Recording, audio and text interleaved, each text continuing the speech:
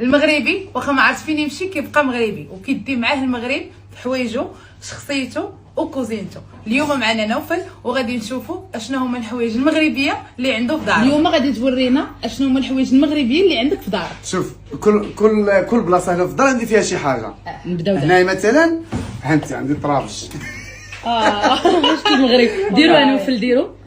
عندي طرابش، عندي منهم يمكن 6 ولا 10.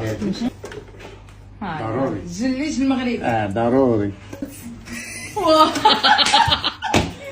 وحق لا اله الا الله الا هذا الشيء عنده. واقدم ساعه حتى جبتها من المغرب، جاتني من المغرب. دابا دخلنا للكوزينه ديالو، غيبرعنا نشوفوا شنو عنده مغربي فيها. واش بغيتي اللي في الثلاجه ولا بغيت الثلاجه؟ كلشي بغينا كلشي. من هذا ديال الفريكو. عندي هذا ما شاء الله. عندي هادي، عندي الشفشاون، عندي هادي، عندي هادي، هادي الخصه، عندي جوج منهم، عندي هادي. دابا الثلاجه عندي فيها ريبي جامد. ريبي جميله. غنقول لك علاش كنخاف يخسر ليا وانا كنتشهاه. فشنو لا ملي كنجيبو كنديرو يجمد باش حتى الا داز عليه التاريخ كناكلو. هاد ما كيخسرش.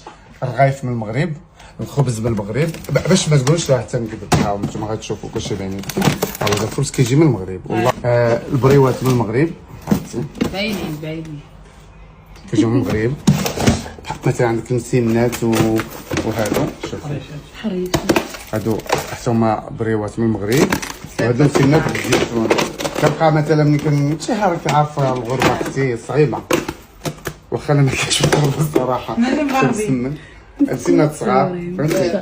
عاوتاني مثلا خيشات حتى هما من المغرب. ها هما شوفوا حتى هما الحريشات بلا المغرب. رايبي هذه عامره برايبي من المغرب.